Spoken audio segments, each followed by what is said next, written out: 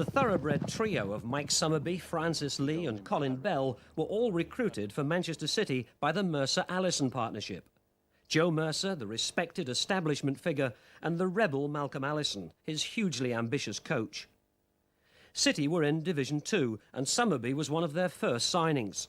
A versatile outside right who arrived from Swindon Town in August 1965.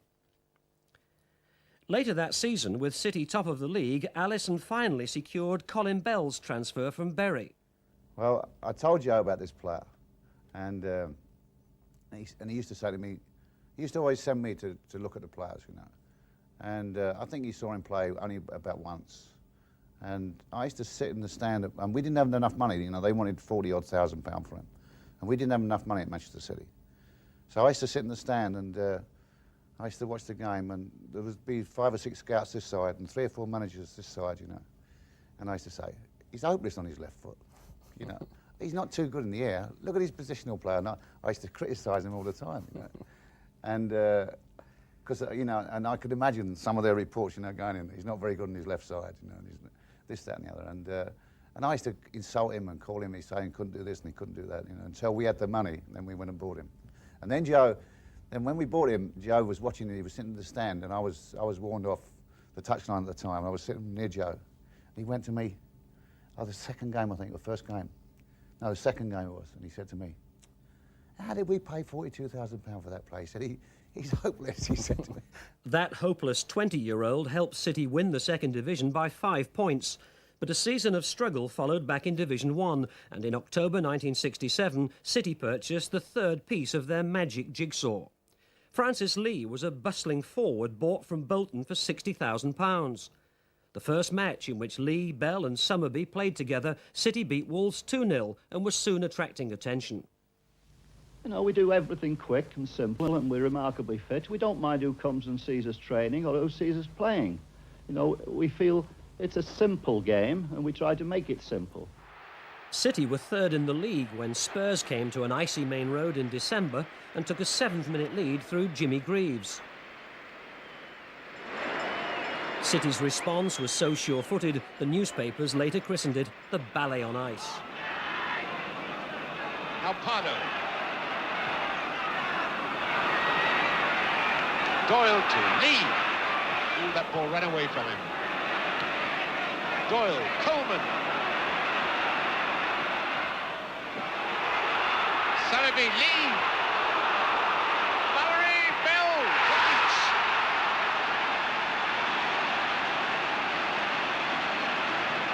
Colin Bell, the scorer.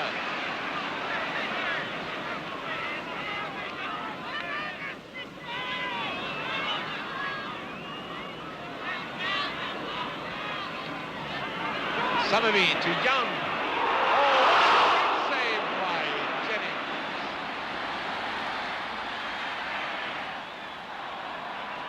Summerby. Lead behind him now. Young. Oh, what a goal! His nose hit the bar.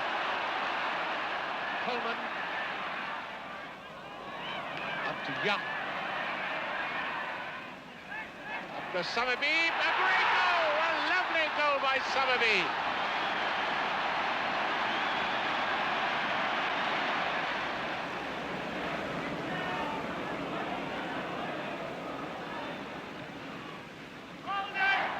Lee. Summerby. Nimble on his feet, perfect balance up to Lee. Great football. And he's hit the post, a goal! Coleman. 3 goals to 1. 19 minutes gone. A superb bit of football by Manchester City.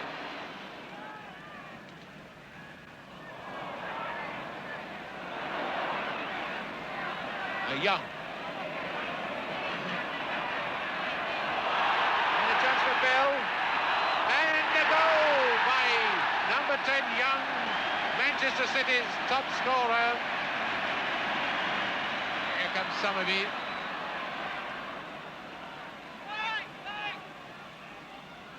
And screams of Mike. And Mike's got it himself. It's hit the post, Young. It's hit the post again. Well, there are only 2 posts in the set of goal posts, and Manchester City hit them both. What was impressive to me about that game was that Dixie Dean was there. And he said to me and Joe, he said, that is one of the most brilliant sides I've ever seen. City led the championship going into the last Saturday, and while challengers Manchester United were losing at home to Sunderland, City faced a nail-biting finale at Newcastle. Before Doyle to Bell in the Newcastle penalty area now to Doyle, and there it is. There's the first goal. Mike Summerby has scored. Now Sinclair in position, and here comes Brian Robson. It's a goal. Brian Robson has scored. He's equalised for Newcastle. Brian Robson. Dangerous player. There's Colin Bell to Oakes. Trying a shot through, and there it is. There's the second one. It looks as if it was Neil Young. Number 10 for City it is. It's Neil Young. There he is. Oh, big George Heslop using his weight. He really is a big boy. And there is the equaliser from Jackie Sinclair. There is the equaliser from Jackie Sinclair. What a shot. There's Lee again. Backed up by Doyle. Summerby lying in an offside position to Bell. Well cut in that, and this must be it. There it is. Neil Young has scored. Neil Young has scored the second of his goals today. Lee. The play being held there by Clark. Bell. What can he do? There's Lee. There's Lee. He's not offside. He's not offside. Lee has scored. Lee has scored the goal. This must surely be it. Brian Robson. He's got it, and he's crossed it. It's a great chance, and there is a goal. There is the goal. John McNamee has scored. I'm sure they can hardly stand the tension. I know I can't. And there it is. Manchester City are the champions of the First Division. They defeated Newcastle by 4 goals to 3. It was a tremendous atmosphere. The crowd were both the Geordies and all the Manchester, and they were all singing and happy. You know, at the end of the game, people running on the pitch. But I think it was a great relief for all the players in the City side. It was the first and only major trophy any of them have ever won, and they couldn't believe it. And that's why it was a great occasion. And I think that just whetted our appetite to get wired in and win something else as well. The people I've spoken to over the years, I think there was 96,000 there. They've all said, oh, I was at that game, I was at that game. And there was only 40-odd thousand there. And the thing I remember about is they were even sat over the wall on the walk round. And they never encroached on the pitch. No fencing up, no nothing. 40-odd thousand, goals going in both ends, a lot of excitement, and they all behaved themselves, and it was terrific. The new champions warmed up for the 1968-69 season with a Charity Shield demolition of West Bromwich Albion. Collard to young Hartman.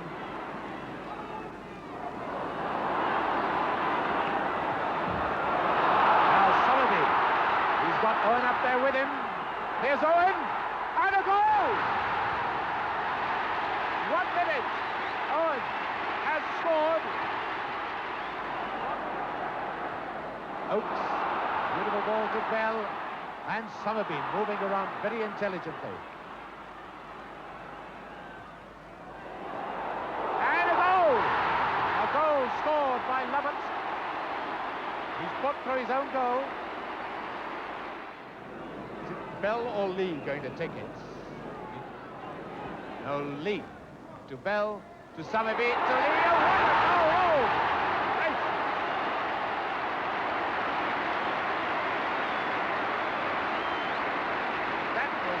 Football perfection, and Lee the scorer.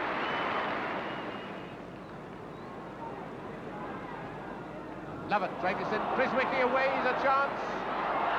Yes, it must be. Yes, 3-1.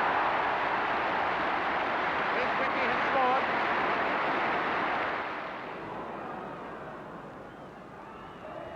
Owen. Oh, it's a goal, yes! Yes, the goal definitely over the line. Yes, Owen has scored.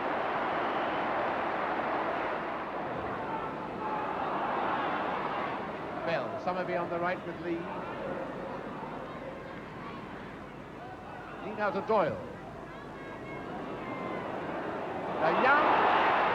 Almost over on that one, 5. Young has scored.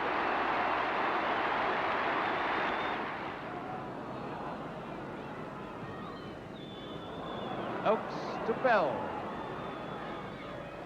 In moves Summerby. Lee. 6-1. We really thought we were in for a tremendous season. But after we won that, we didn't win a game for about 10 games. But it was a hard season, that particular season, because we won the championship the year before. That particular season, every game was like a cup tie. All the teams that we played came out and wanted to beat us because we were league champions. And we didn't know what was happening until the season was halfway over. And it was a hard season. I think we started off the season so well again in the Charity Shield by really thrashing West Brom at Main Road. Everybody just thought, we'll go out and play them, you know, and just carry on from there. And we suddenly started to struggle. We were a bit overconfident. I thought we thought we were going to win every game by scoring a lot of goals, and we really weren't playing well by the time the European Cup came round. And then the Turks, everybody expecting us to beat Fenerbahce. I think we were overconfident again. We finished up drawing with them at Main Road and getting beat over there. Failure to terrorise Europe, as Alisson had promised, was accompanied by a slump in the league. City's cavalier football suddenly wasn't producing results, and the champions ended the season in 13th place.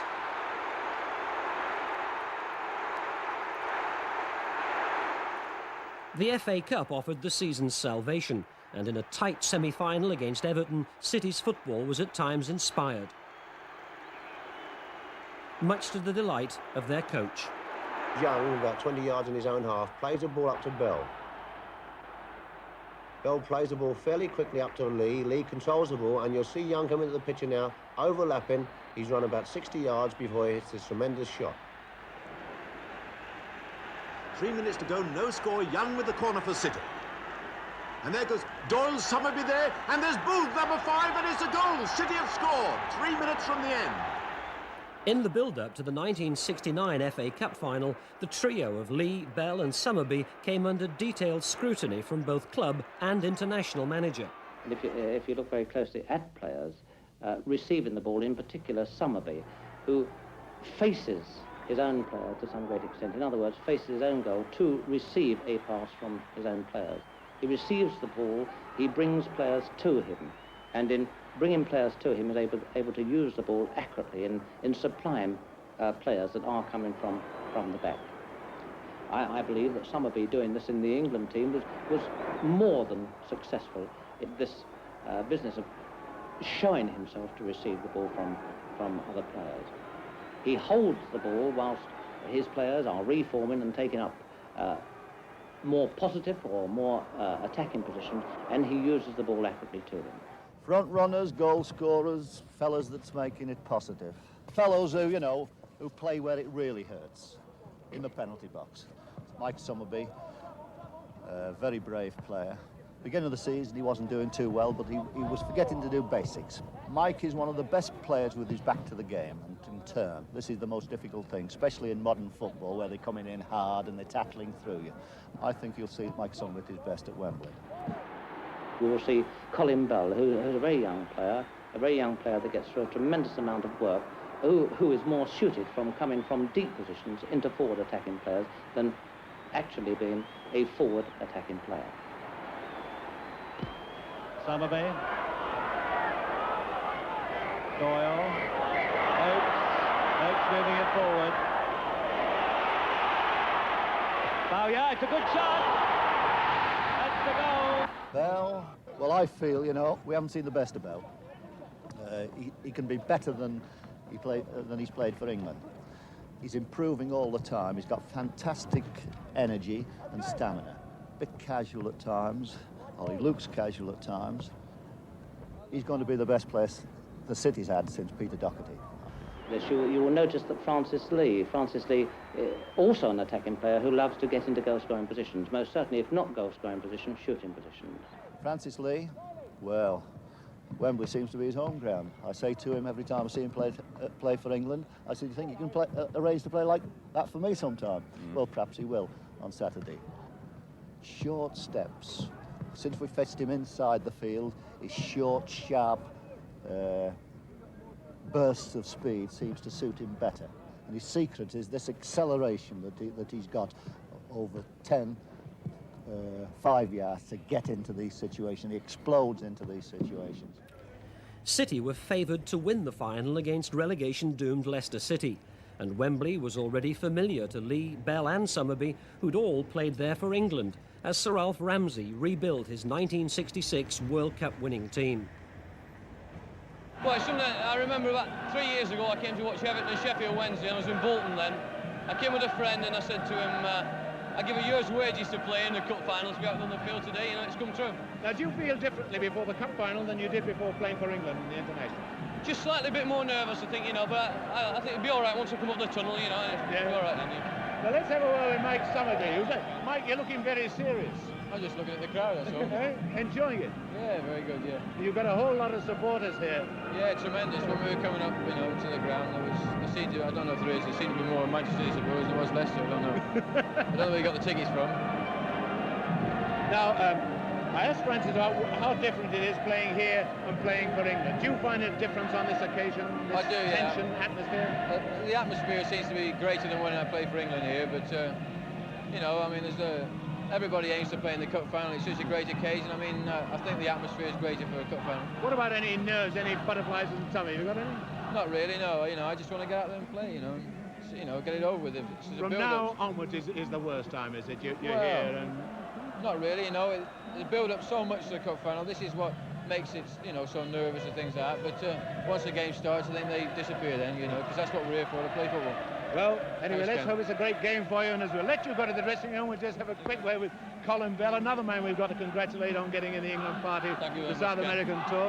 Now, Colin, how do you feel at this moment, an hour before the cup final starts? Very nervous indeed, more nervous than normal anyway. Are you normally a nervous sort of player?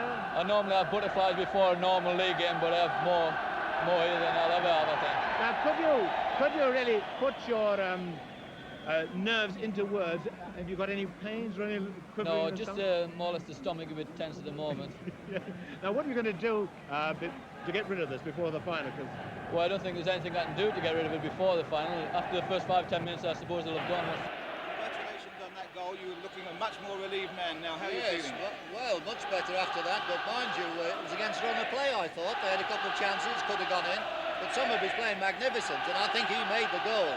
And of course, Neil Young, when he puts it on his left foot, it's just his chance. The FA Cup was only the second of 4 major trophies that City captain Tony Book would lift in the space of 3 seasons. Actually, it was an amazing thing because Tony Coleman had that. He came to me after the semi-final. He said to me, "I've got these 2 tattoos on my hands, Malcolm." I said, "Yeah." He said, "Yeah." He said, "I can't shake hands with royalty with tattoos on my hands." I said, "All right, I'll send you to Christie Hospital." So I sent him to Christie Hospital, got that tattoos taken off. So he's come in the next day, he's got his hands bandaged up, you know. I said, "You all right?" He said, "Yeah." He said, "Very painful though." I said, "That'll be all right." I said, "The pain will go away 2 or 3 days and, you know, you just have 2 white marks there, like 2 pennies." So he said, "Okay." So anyway, we go to the cup final and Princess Anne's a guest of honour. So she comes out and meets Tony Book. Tony Book says, "Pleased to meet you." She meets Joe. Joe says, "This is Captain Tony Book. Pleased to meet you, ma'am. How are you? This is Glimpardo. How do you do?" And he goes along the line. And Tony's standing number 11 at the end of the line.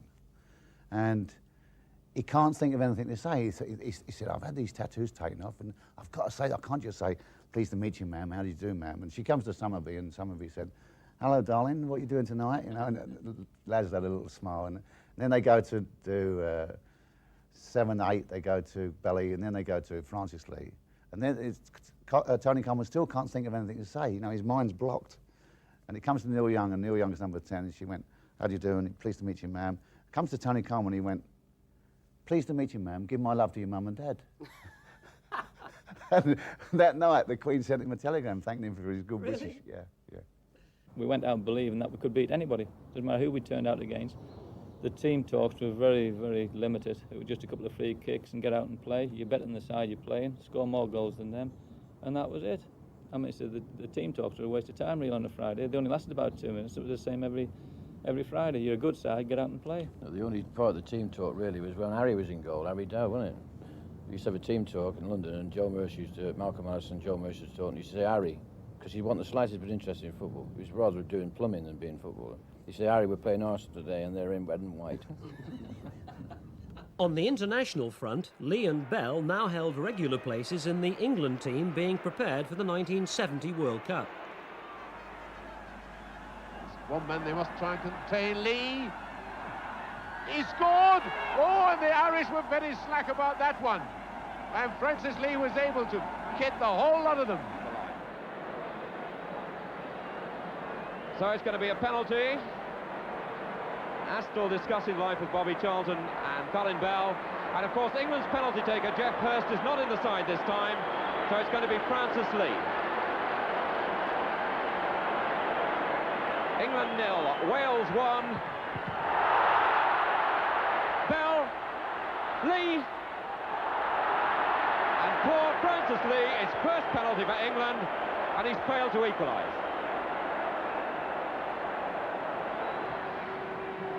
Lee.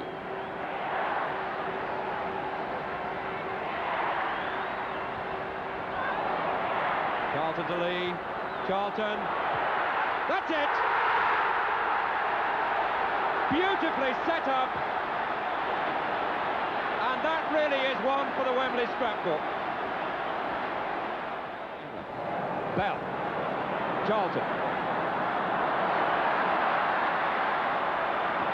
Bell, good running by Bell.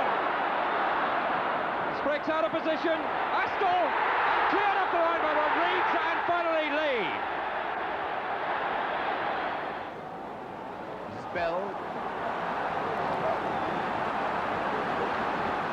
Lee, and it's a goal. No. Yes, it is a goal. The referee seemed to wave his hands as if he wasn't going to give it, but he's given it.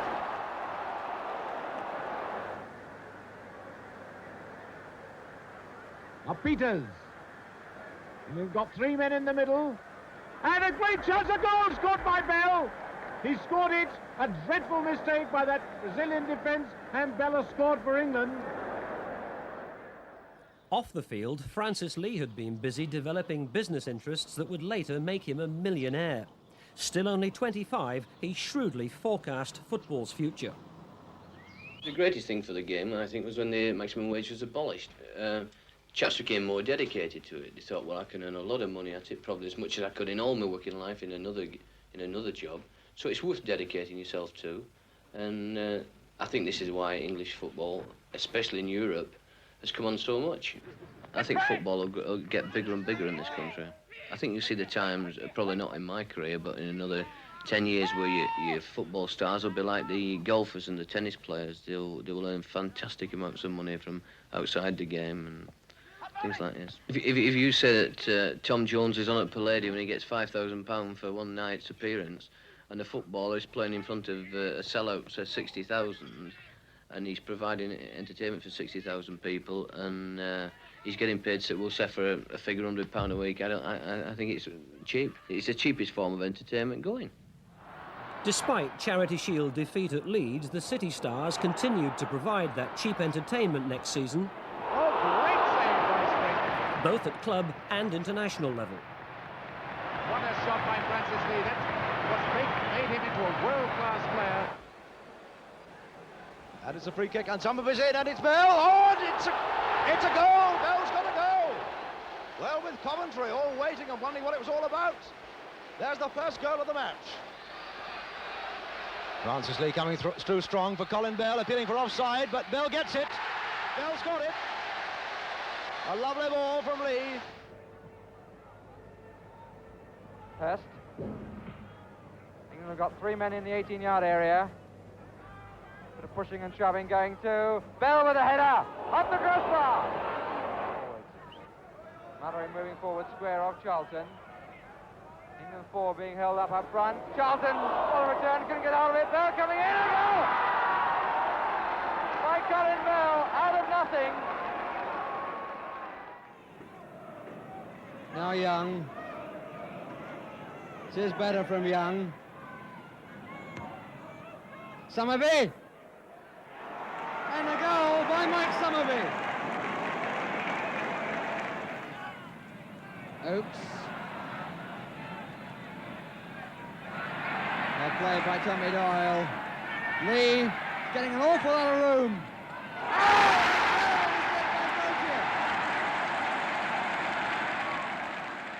City had already beaten great rivals Manchester United 4-0 in the league when they met in the semi-final of the League Cup. City winning over 2 legs with a 2-2 draw at Old Trafford, in which Ian Bowyer scored after 17 minutes.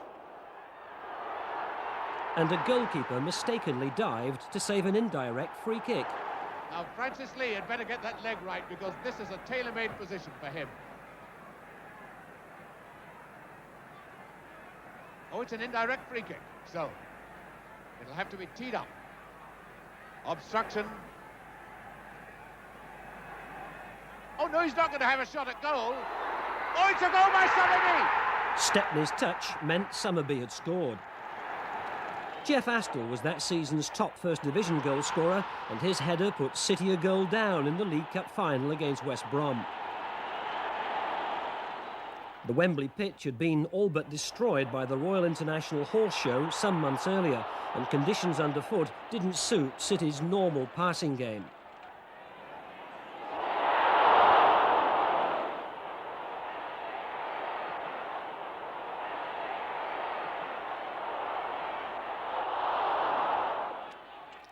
Colin Suggard might have wrapped it all up for Albion.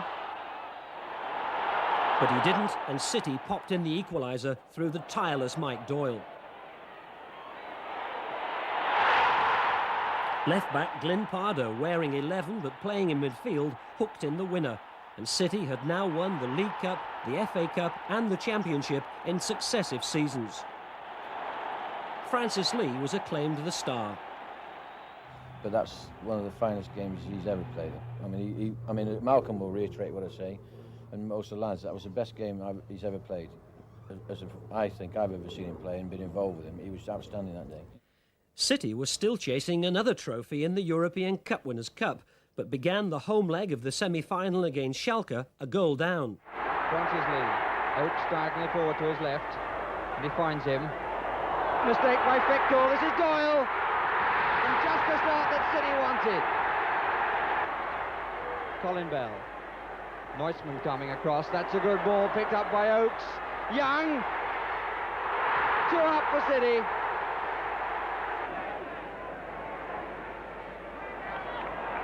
Bell finding Oakes again. Always coming forward, Alan Oakes. This is Young. Oh, what a left foot! 5 minutes of the second half gone. City 3 up, 3-1 on aggregate. This is Doyle. Lee to his left. And Lee going straight in. Enigma for sure. Never saw that. Pardo to Young. Bell!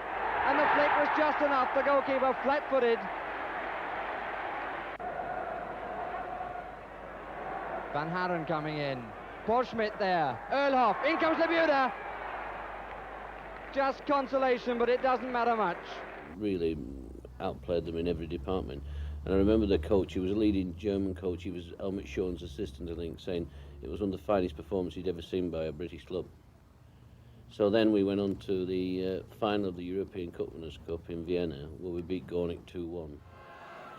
Paul Schiller, the Austrian referee, leads out the 2 teams for this Cup Winners' Cup final. On the right, Tony Booker, Manchester City. On the left, Oslislo, the skipper of Gornik.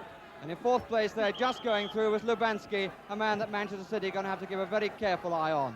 Already he's scored 7 goals in the competition. Some 4,000 City supporters in the ground, but the Prada Stadium really pretty empty.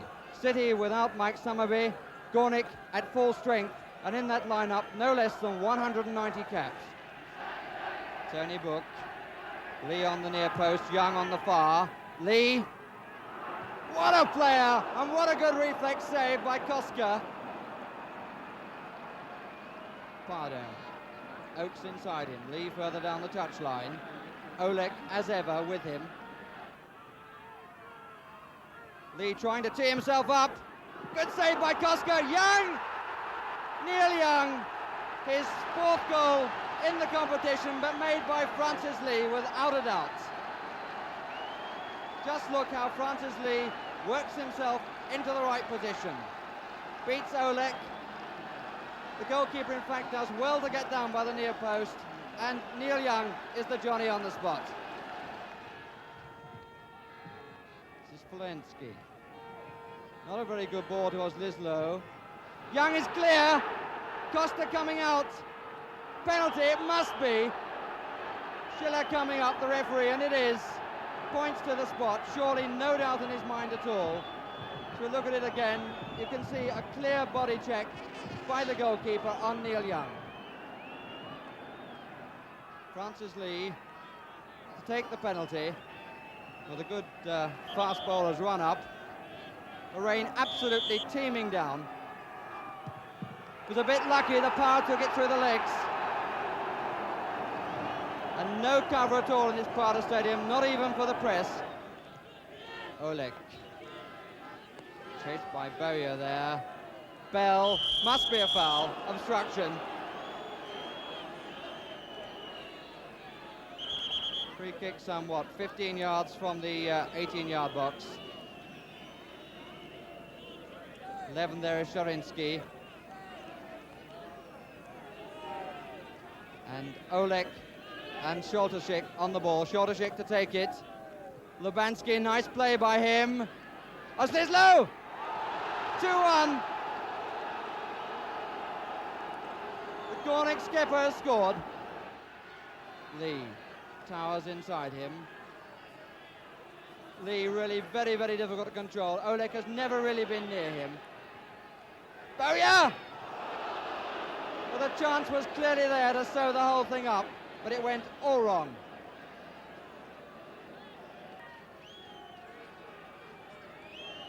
And City hanging grimly now onto this lead at 2-1. Olek again splashing through the puddles. The spectators really very wet, no cover at all in this Prada Stadium. Neil Young. One or two fans, I think that's the final whistle, but in fact it's a free kick been given to Gornik. Neil Young backtracking. But it's a free kick that's never going to be taken. The Cup Winners' Cup has gone to Main Road. City players now coming up to collect their reward. Tony Book to collect the Cup Winners' Cup from Hans Bangerter, the Secretary General of UFA. Rather large trophy. Pardo just to the left of Tony Book, to his left. And the rain's still teeming down, but it doesn't matter too much now.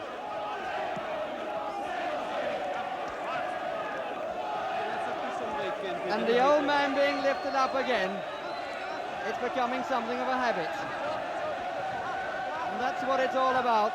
The European Cup Winners' Cup, which will now join the League Cup on the shelf at Main Road. Light-hearted capers on the flight back home were mostly at the expense of manager Joe Mercer. There was the other one, actually, with Francis. We were sat at the back of the aircraft on the way back from this trip, and he happened to notice the boss was sat on the outside aisle, and there was a vacant seat between, and there was a man sat in the corner who we didn't know, and we were on a chartered aircraft, so by the time you're going back, you know everybody. So he calls the stewardess over a piece of paper and writes on it a little message, give it to Joe Mercer. So the boss looks at the paper and it says, "The man in the corner is a suspected hijacker. Please keep him talking." Don't kept panic. him talking for about 4.5 hours, this fella, and he was relief crew. England's World Cup squad to Mexico in 1970 included both Colin Bell and Francis Lee. There's Cooper.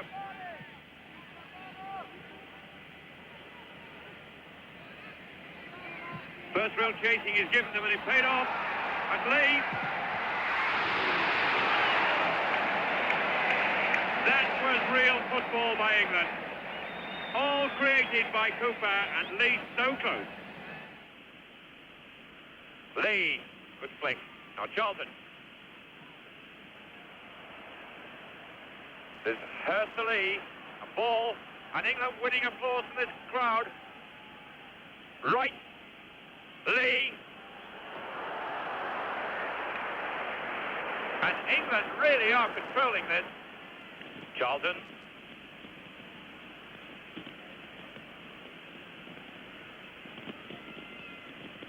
To Mullery.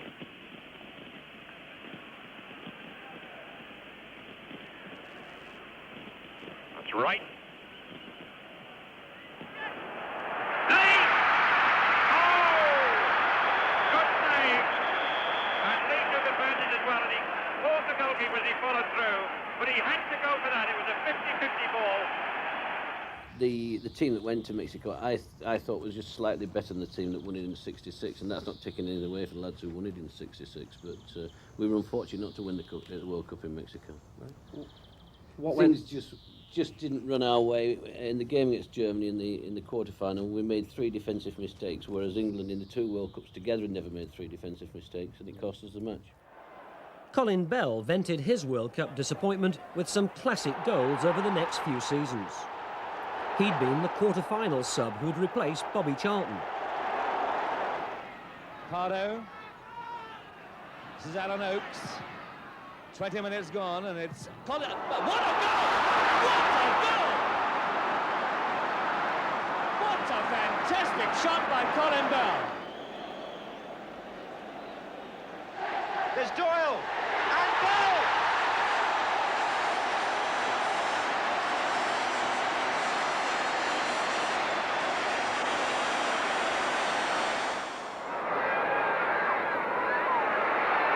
Summerby again. And Bell has got it. Beautiful goal.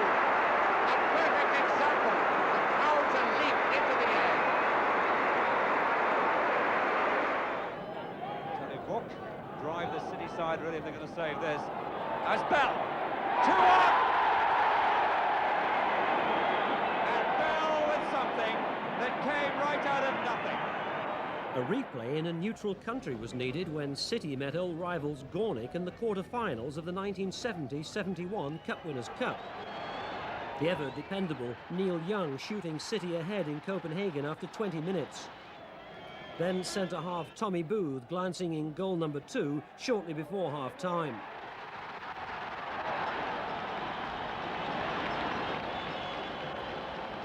Although Gornik pulled the goal back in the second half through Lubanski, City finally won 3-1. It was Colin Bell's individual skills that set up City's third goal for Francis Lee. But sadly, injury was to force Bell to miss both legs of the semi-final against Chelsea.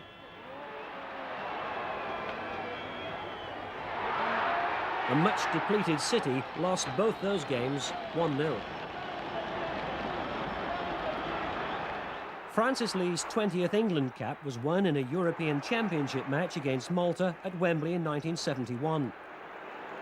Martin Peters and the other 1966 veterans like Bobby Moore and goalkeeper Gordon Banks now playing with new boys like Ralph Coates, Roy McFarland and Martin Chivers.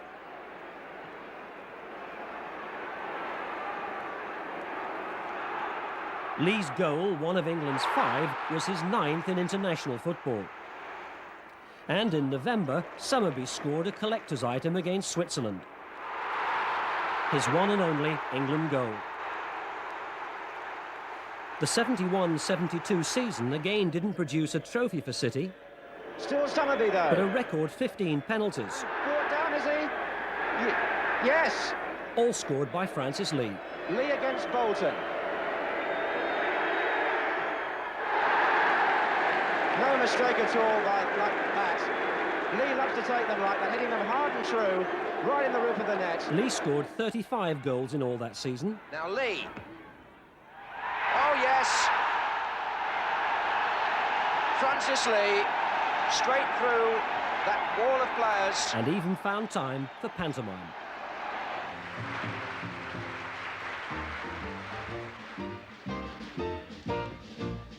Gentlemen will make a riot and punch each other's heads at night. We're quite disposed to keep it quiet, provided that they make it right. But if they do not seem to see it or give to us our proper terms. We run them in, we run them in, we run them in, we run them in, and show them we're the bold gendarmes. We run them in, we run them in, we run them in, and show them that we are the bold gendarmes. You're two of the funniest England footballers I've ever seen. Which one's which here? Well, I'm Francis Lee. I'm Mike Summerbee. Mike? Yeah. You've been accused of being a bit of a diver and an actor on the field. Are you a good actor on the stage? I think I'd copy off Franny. You know, I'm a better penalty taker than you, son. You'll never ever be educated, lad. By March 1972, Allison was now called team manager, Mercer still manager. City were top of the First Division, only a handful of games left, when they signed a talented yet impulsive individual. Marsh! And a goal! What a simple gift goal for Marsh! Two West Ham defenders absolutely stood and looked, McDowell and Lampard. But really that move deserved a goal. Book.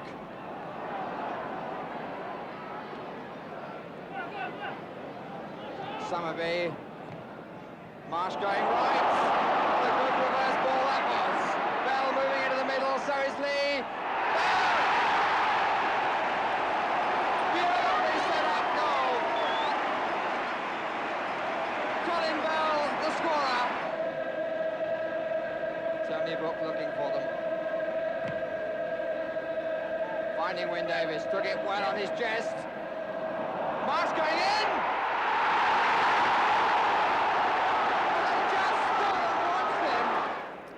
Instead of securing another championship, though, City won only 4 of the last 9 games. And even though they beat Derby at Main Road, they couldn't prevent Brian Clough's team from snatching the title. In retrospect, the reason to some seems clear. I think we were 6 points clear at one stage. And then we had Wyn Davies was with us then, who was tremendous centre forward for us, tremendous in the air, you know, especially with the crosses that used to come in. And with Francis feeding off him, Franny was getting goals every Saturday. He could score goals without a big fella, but this fella was a great foil for him. He used to cause so many problems. And then suddenly, Malcolm decided to buy Rodney. Now, we're all good fans of Rodney Marsh, and we're all great friends, but Rodney, at that time, wasn't the player for us, because it all stopped. We were a quick attacking side that got down the line quickly or got through the middle quickly and had shots. And suddenly, I mean, he started to stop playing because he was making his 40, 50-yard runs, and it was being stopped, you see. And that's when it started to go wrong. And it's my own personal opinion, and I've got nothing against Rodney's ability as a player, because he was a great player. But that particular time for us, he wasn't the right player. It was 6 points clear. If we'd have continued with the formation we played, we'd have gone ahead and won that championship that year. With that, I don't have any shadow of a doubt about that. We could have picked up the championship that year, because I remember about 8 games to go. The last 8 games, I don't think we won a game. In May, Mike Summerbee enjoyed perhaps the best of his 8 appearances for England. Summerbee. And England really on a hatful. Summerbee. Here's Bell. But while England prospered, there was to be a sad departure from City for Joe Mercer. The manager, who'd consoled and counselled his players like a father figure, was demoted when Allison was given control of all team affairs. 3 days later, Mercer left to join Coventry.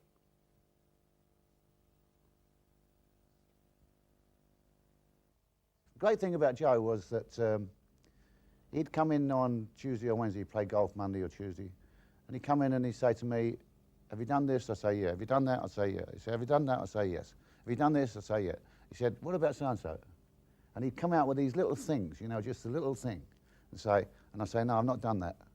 And that's where we were a good team, because, you know, he had this thing, just bringing up odd things and saying, you know, and those little tiny things make the team. I think it's a perfect combination because Malcolm was probably the best coach I ever worked with in football, and he motivated the players and got them to play and practice with them and everything like that. And Joe was sort of the father figure. He was sort of pouring oil on troubled waters every time Malcolm stirred up the troubled waters and caused the troubled waters. But I think they were a very good combination, you know. And Joe, at that time, Matt Busby was the manager of Manchester City. Joe gave it give Manchester City the same amount of dignity as Manchester United had got through Mappesbury, and I think it was a nice balancing act. This continental-style away strip didn't help City win a trophy in the 1972-73 season. They never climbed higher than 8th in the table, despite away wins at Everton, West Brom and here at Tottenham, where Francis Lee scored twice. The steadying hand that once had steered City to success was now harder to detect. Alisson left for Crystal Palace before the end of the season. Johnny Hart was in charge when an old favourite returned to City on a free transfer from Manchester United. This is Oakes.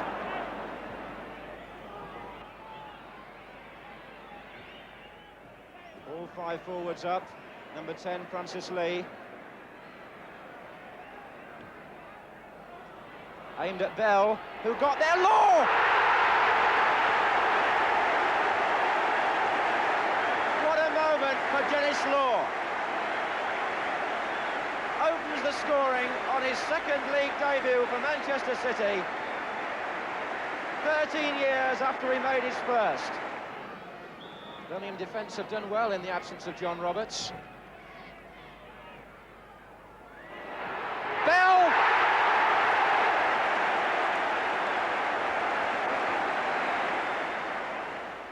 Oakes.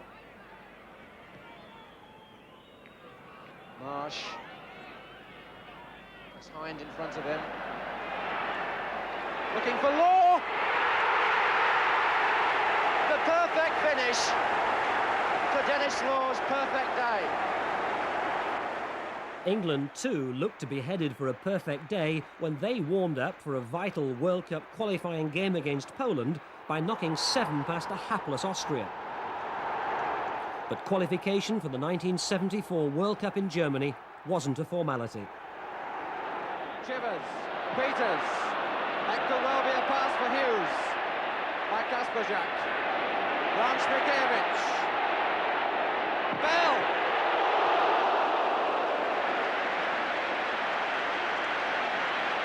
But another ooh. Tomaszewski wasn't the clown that some had said. England turning the screw. Here's Shannon, 3 in the middle. Peters, Chivers, just surely no blocked. Curry, Shannon, Bell, great stop. Well, I was choked. Normally, at league level, it would take me a couple of days to get over a defeat on Saturday, probably through to Tuesday. But that particular game against Poland took me 3 or 4 weeks to get out of my system. I was absolutely choked. It was my chance of a lifetime. 4 years to go to the World Cup every 4 years. That was the one I was going to go to and make my name with England. And I didn't get the opportunity when I was at the peak of my career. And to lose out to Poland, that was it. I was devastated. It took me, like I say, that length of time to get over that particular game. I was disappointed I didn't get picked in the squad when England got knocked out against Poland, because I played against all the Polish players about 5 times from Gornik. And I thought, I nearly picked up the phone and rang Alf Ramsey and said, look, don't bother about picking me anymore, just pick me to play against the Polish defenders, because they were frightened. They were frightened both physically and ability-wise, because we had some real hard games against them, and I think I could have just done the job that night. I nearly picked up the phone. I thought, oh, sorry. When you say nearly, how nearly? Nearly picked it up and rang him. Said, please pick me for this one game. Could you have done that? Would Alf have listened? I don't know. He might have said, bugger off. Ron Saunders had become City's 3rd manager in a year when City met Coventry in a League Cup quarter-final replay. Alderson. Oh, he's done it well. And it's going to go.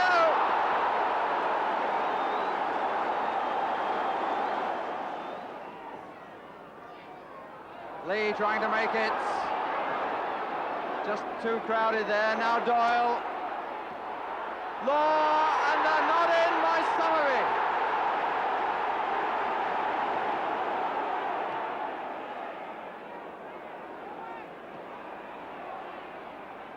Alderson. Hutchison coming up. Alderson there. It's got to be, and is.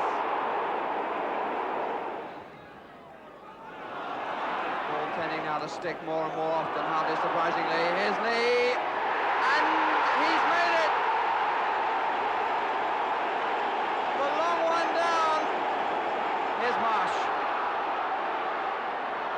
Law, Bell, and he's been given. Slide hush, and no question. Here's Bell.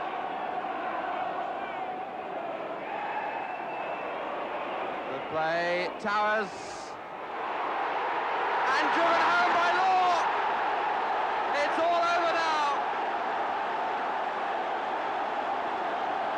No question now as Lee takes Law for a ride of delight. And the hugs from Summerby. Manchester City, without question, are in the semi-final of the Football League Cup. City confidently disposed of Plymouth in the semi-final, but disappointingly lost at Wembley to a late Wolves goal from John Richards. Saunders had been sacked, Tony Book elevated to manager when City played the last game of that season against relegation-threatened Manchester United. Law's back heel helped send United down, and he never kicked a ball in league football again. It was disappointing for the United supporter that Dennis, who they'd given a free transfer to, scored the goal, backheeled the ball in to score the goal that sent them down. I remember I was running away from goal, trying to get a shot in, and I was being squeezed out, and I hit it back across the goal mouth and mishit it really, and Dennis just tokingly backheeled it, and it went. And I think I was the first one to him after he scored. I put my arm around his shoulders, patted him across his face, and he was so sick that he scored a goal. Normally everybody's elated, but he's absolutely cheesed off. Suddenly, after 7 seasons of loyal service, Francis Lee was sold to Derby County. I think the morale in the dressing room when Francis left started to go down. I think it wasn't the same after that. It just went downhill from Francis leaving, that it just all started to change as from then. It wasn't the same. What was it like to be on the terraces at Main Road during that period? Tremendous. You went to the game knowing you were going to enjoy it, because City very rarely lost at home. Even if they did lose, they played with flair, they played with some imagination. And you went along knowing it was going to be a good afternoon's entertainment, especially if we were playing United, because we usually beat them those days. For Derby's Bruce Rioch and manager Dave Mackay, Lee's acquisition for the 74-75 season was to prove inspired. Nish.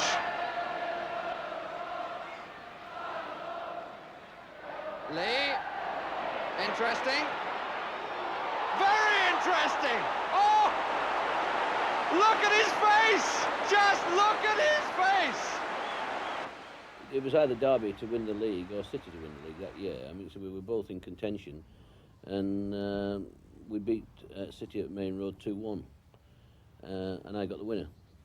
I think it was a tremendous goal for me to score, really, because I proved my point that I don't think City should have sold me. I think they made a big mistake selling me, but that's life.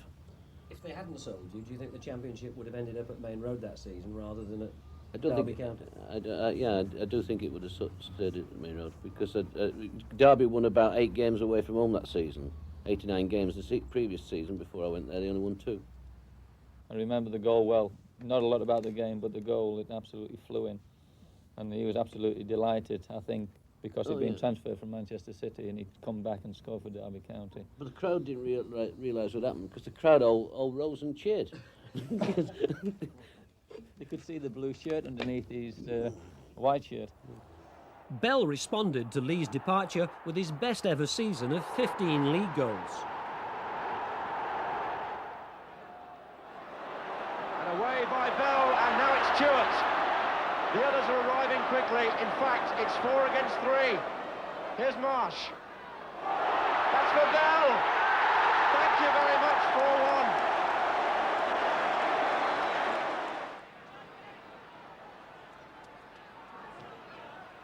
Marsh. Bell. Now approaching 29, many felt Colin Bell was at his peak. He was rarely injured and over a 4-year period played in 33 of England's 37 internationals. Bell, he was pulled a bit. Here's Shannon, they're queuing at the far post. Bell!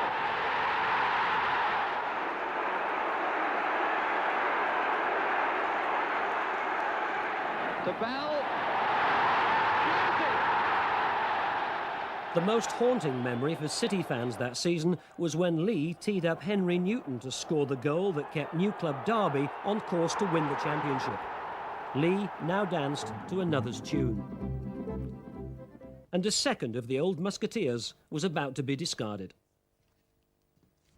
Well, really, it was time for me to go.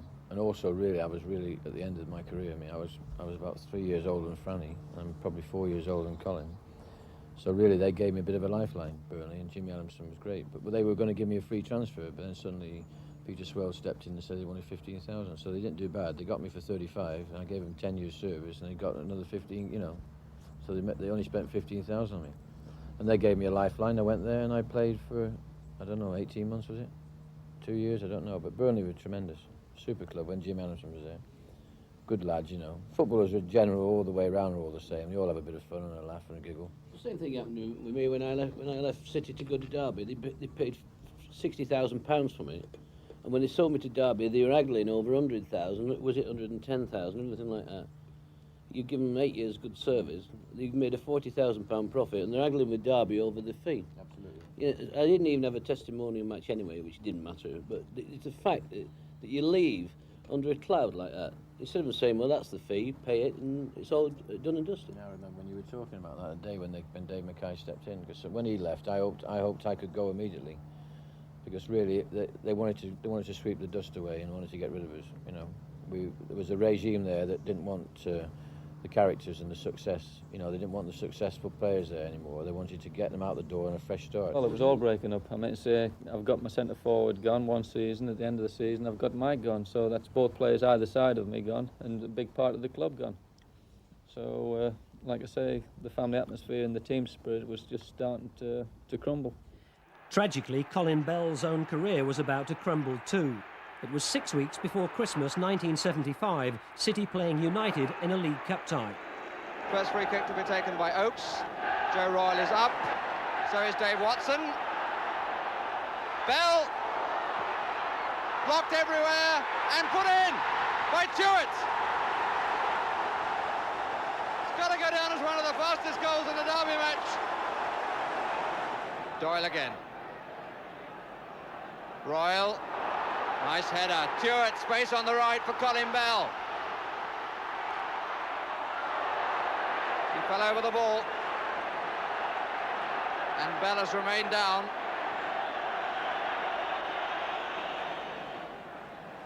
Doesn't look too good with Colin Bell.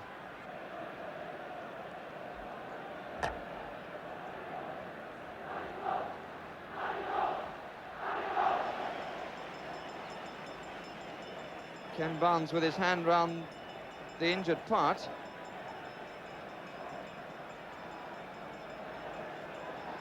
Certainly a great deal of incident at the start of this match. The first very good for City, the second very bad. I remember Dennis Stewart knocking me through in the inside right position, and I had three options in mind what to do. The first, I was going to have a shot. If the ball would sit right, I was going to have a shot from about 25, 30 yards. And I could see the defender coming from my left. And I thought, well, I'll drag the ball inside of him and then go on for goal. Or I could even quicken up and go on for goal first thing. And the third option was to drag the ball inside. And it was Martin Buchan, as it happens. And I was weight-bearing on my right leg as I dragged the ball to let him go past its speed. And he caught my knee, bent the knee backwards, burst a couple of blood vessels, did the ligaments, did the cartilage. And off I went after about 10 minutes, and I think they won the game 4-0. There was a big improvement after I went off, and that was the start of the end of my career, really. Do you look back at that with any animosity? Not really, not really. People ask me if the tackle was done on purpose. I mean, to say I don't believe it was. I don't think things like that should happen in the game of football, that people do things like that. So.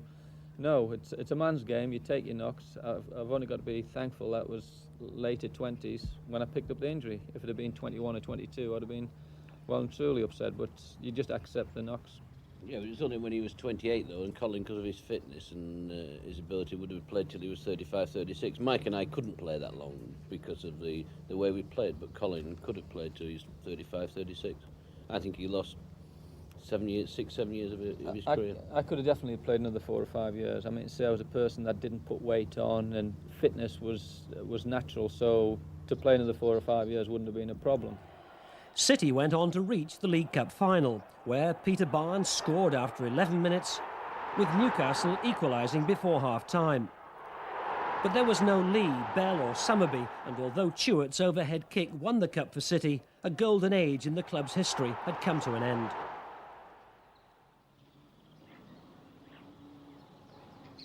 Back home in Manchester, Colin Bell was preparing to soldier on for a further 3 seasons, trying to overcome crippling injury and rescue the last precious years of a glittering career. Sadly, it was never going to be quite the same again.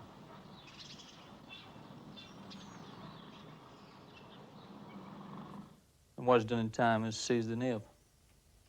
It's become what, like a hinge on It's become like a rusty joint, really. I mean, it's basically needed a lot of exercises over the time of being out, just to keep it going.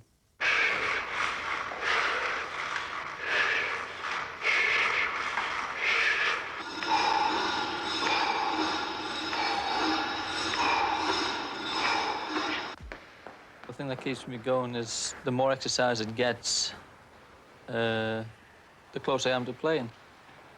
I mean, say I get a lot of pain, I think, well, I get a lot of pain now. When I've done exercises for possibly an hour or 2 hours, it'll get less and less, and the knee will get better and better, get close to playing.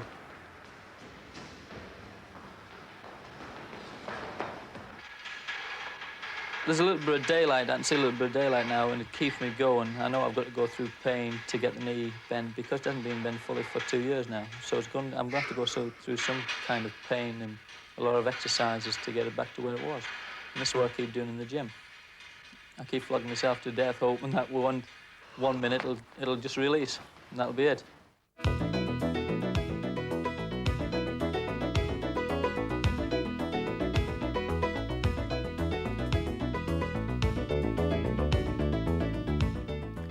No physical effort was too much in the battle to prevent disappearing youth.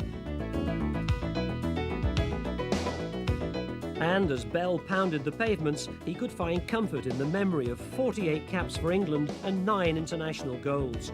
He'd captained Bury at 19, and 14 seasons at Main Road brought First and Second Division Championship winners' medals, both FA and League Cups, and the European Cup Winners' Cup.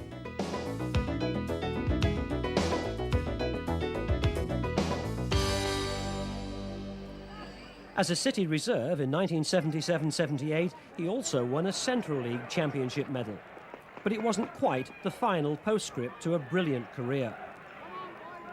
I consider Colin Bell to be one of the greatest players of all time.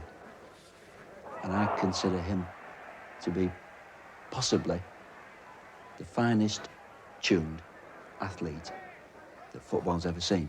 So when we talk about Colin Bell, we're talking about somebody very special. Our position is very precarious. 2 years, it's a long time. But overruling everything is our concern and desire to get the lad playing back in the First Division. And we will try everything that's possible to do that. 2 years after the injury, on Boxing Day 1977, Colin Bell did return to the First Division and played a further 16 league games that season, including this one against West Ham.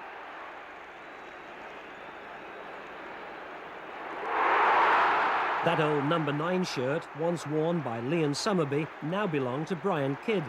The team had changed, but the pleasure of playing hadn't diminished. When I was playing, I could always tell the rest of the days of the week by a Saturday. By playing on a Saturday, I could tell it was a Monday or a Wednesday or wherever. But having no special day, like a Saturday, I didn't know what day it was for 2 years. Now I'm starting to get me days right in the week.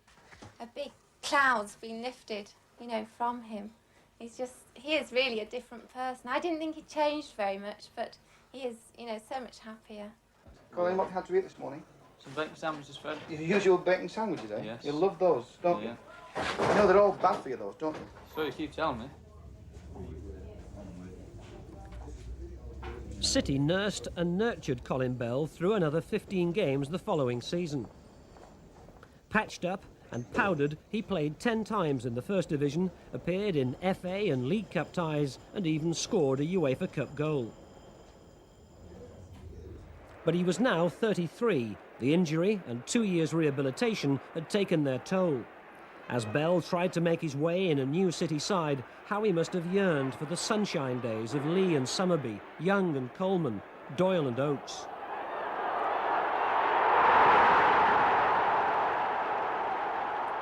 When the future looks uncertain, it's heartbreaking for management and chairman to accept that their once brightest star has gone out.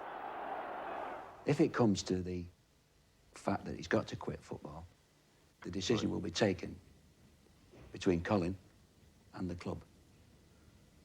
If he's not going to come back, I'm sure he knows it. He'll know he's not going to come back, and we'll talk about it. And sadly as it may work out, if that situation arises, we'll have to accept it. There's one thing for sure, he's irreplaceable here. What a strange twist that as Colin Bell departed the stage in 1979, so Tony Book was relinquishing team control to the returning Malcolm Allison, the man who'd originally brought Lee, Bell and Summerby to Manchester City over a decade earlier. In his search for their equal, Allison would spend millions and fail. Really and truly, them three players, like Summerby was the most consistent. He was week in and week out and week out. Francis was the best finisher and the most aware. And Colin Bell was the greatest athlete. They were phenomenal, them three players. I think Mike was a great guy to have in your team wherever you were playing, home or away in Europe, whether it was below freezing or you're playing in Italy and it was 80 degrees, 90 degrees, because he was always the first to get going in the game and really attack and get at people, you know. There's an old saying about when the going gets tough, the tough get going, but Mike used to start right from the word go, and you could always rely on him. You know, you got tremendous speed and a beautiful cross of the ball. Not the best finisher in the world, but a marvellous player to play with. Colin was a completely different player because Colin used to play and he make it so easy. You know, he was probably the most complete inside forward all round that you'd ever see. He got tremendous speed, good stamina, good in the air, tremendous shot, and good skill as well. So he could really have played anywhere. Colin could have been a right full back, a centre half, a double centre half, midfield, or you could even play him as a striker. Well, they're both great players, and I mean to say I'm very lucky that I played between them. And as Francis said before, I mean to say when it gets hard going, you get people or players that tend to hide a little bit.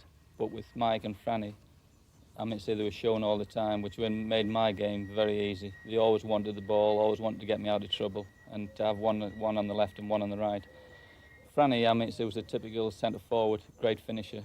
I remember we played a game at Forest. I mean, his one downfall was probably his heading ability, but he nodded two in at Forest in one game. He was run back, and he was absolutely delighted to get two in one game. But I mean, his finishing, and Mike, his speed. But I mean, they were two great players. They had everything you wanted. Well, Francis, to me, has always been the most confident player I've ever come across. Confidence in his own ability. A tremendous goal scorer. In a side, you always got to rely upon someone to win the game. You know, we could always score goals, but if the situation arose, we were up against it. The quarter-final at Main Road when we played Tottenham, and it was an end-to-end game. It was a very tight situation. Tottenham had come to sort of close it up and everything like that. And I think there was about 5 or 6 minutes to go, and he got it out of nothing. He scored the goal out of nothing. He was the type of player that could go forward, have a go at people, and he was an aggressive type of person where we could all rely upon, you know, the first 5 minutes of any game, we always used to touch up these defenders, find out how hard they were, and he was one of these type of players. But a great player, great England player as well. Confidence in his own ability, which is a tremendous thing. Colin Bell, there's not a lot really you can say about Colin Bell because, as Francis has said, he was, to me, the complete footballer. The only thing that sometimes worried me about him that we never really saw the full extent of his ability. I mean, we used to come off the field at half-time with slathered in sweat, and Colin used to come off with a blob because he used to play the game so easy, control the ball, any position, cover the ground, far better than anybody could ever think of. You talk about people getting into boxes today. He could be in the box, having a go at goal, back defending before we can say Jack Robinson. Amazing player, great player. Two great players, and people, when they talk about great players today, very rarely do you ever hear him say Francis Lee or Colin Bell, but let me tell you, to play with those, and you ask some defenders around the world in the first division, and they tell about players like your Tommy Smith, you'll ask him, he'll tell you. Just looking back on that era at Manchester City, what is your fondest memory? What comes to mind? I think it was all a great memory. It was a great time to be at Manchester City. We had so much fun. There were so many characters. We had so many laughs. You couldn't buy that. It was absolutely a real marvellous part of my life, and I wouldn't change it for anything. Well, for me, it was just a pleasure to go in every morning because everything was so happy and people were so happy and everything was going well and success was there. It was terrific times. So happy. That was basically it, the happiness every day. Personally, for me, is actually being a part of the history of Manchester City, because when I came there, the first thing that looked for me was the actual ground. I played at Swindon under a small ground.